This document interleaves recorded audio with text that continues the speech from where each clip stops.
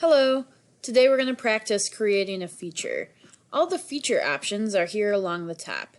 Extrude, revolve, sweep, loft, and thicken.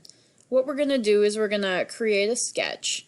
All these sketches are going to be constrained either with a dimensional constraint or a geometric constraint. And then we're going to use one of these buttons to create a feature. So, in order to create a feature, you have to start off with a two-dimensional sketch. So I'm going to click the sketch button and then choose a plane. In this example, I'm going to choose the top plane because the object I'm drawing is going to be viewed from the top. I'm just going to draw a rectangle here. So what I've done, I've started a sketch. I've defined the sketch plane. The next thing I'm going to do is create references. It's best to reference the origin when you're drawing so that the object knows where it is in space.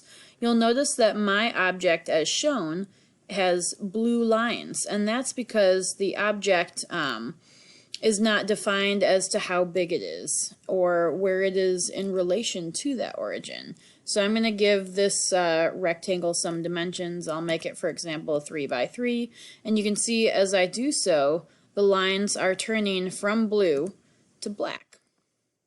That means that I can no longer grab and wiggle the object, because it's been defined based on its position with the origin and its lengths right here.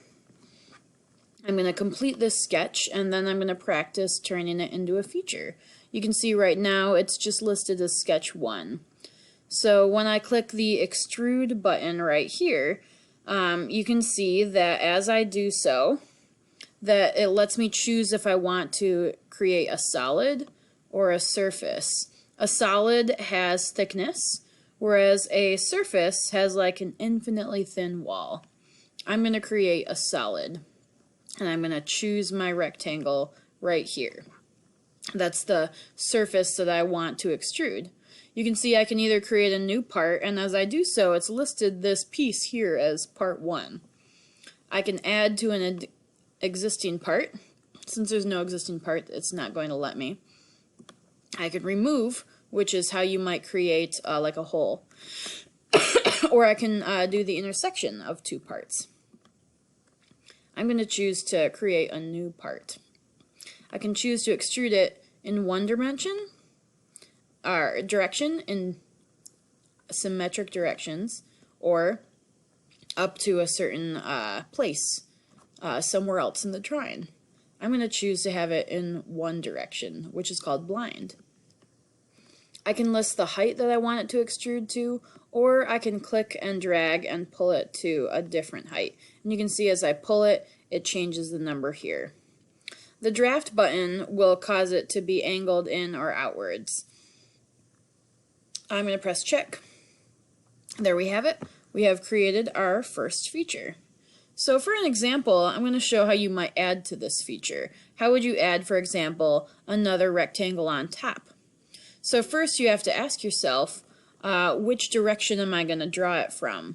Since I want to draw the rectangle from the top surface, I'm going to click Sketch and then click the top of the box and make sure I'm looking at the top surface. When I do so, I can create a new drawing that once again is centered at the top. I can give it a size. You can see it turns black as well. Checking the top box will finish the sketch. So now you can see sketch 1. Let me put it at an angle so you can see it. Sketch 1 down here is hidden. That's what this little eyeball means. We have an extrusion, and now sketch 2 is visible, and it'll be visible until we turn it into its own feature. So you can see here, this is part 1. As I extrude this, I'll click the box, and I have the choice. I can either add to the existing part, or I can create a new part, and you can see as I create new, it is now listed as part 2. If it were listed as part 2, that would mean it would be treated as its own separate object. For example, if I were to, they would be like two Legos attached together. If I were to create this thing, they would each be their own separate piece. Since I want this to be added on to the existing part, I'm going to click Add. And you can see once again you have the option to say how much you want it to be extruded. You have the option to go at an angle. You have the option to go symmetrically or not. I'm just going to keep it at these default features.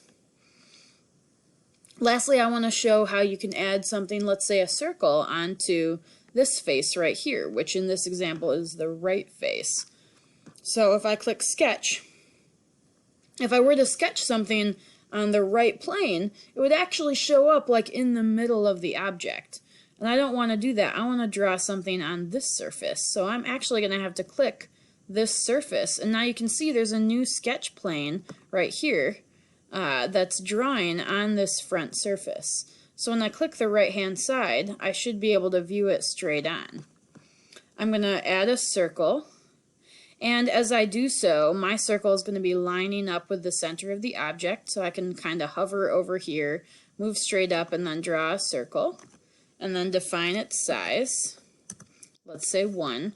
You'll notice that this is not black. It's still blue. And that's because although we have defined that it's in the center plane, we have not said how far it is from the bottom. And that means that if I were to grab it, I could still move it. I can't move it left and right. I can only, because it's locked to this center line, but I can move it up and down. So in order for this sketch to turn black, I have to say how far it is from this surface right here. Now you can see since I've defined that, it has turned black and it is no longer movable. So I can click check to finish this sketch. You'll notice now that we have sketch 3 visible on the side. You can see sketch 2 is now invisible because it's been replaced by this feature. So if I want to take this sketch 3 and turn it into a solid object, I can do so by clicking extrude and choosing this spot. You can see it sticks out from the surface. And once again, I'm adding to this part. If I click new, you'll notice it becomes its own individual part and it changes color. Or, even more interesting, now I can click remove. And you can see that remove would create like a hole inside the object. I'm going to go with add. So there you go. There's an example of how you create a solid part. We're going to have some time to practice, and you guys are going to be creating your own shapes. Good luck. You got this.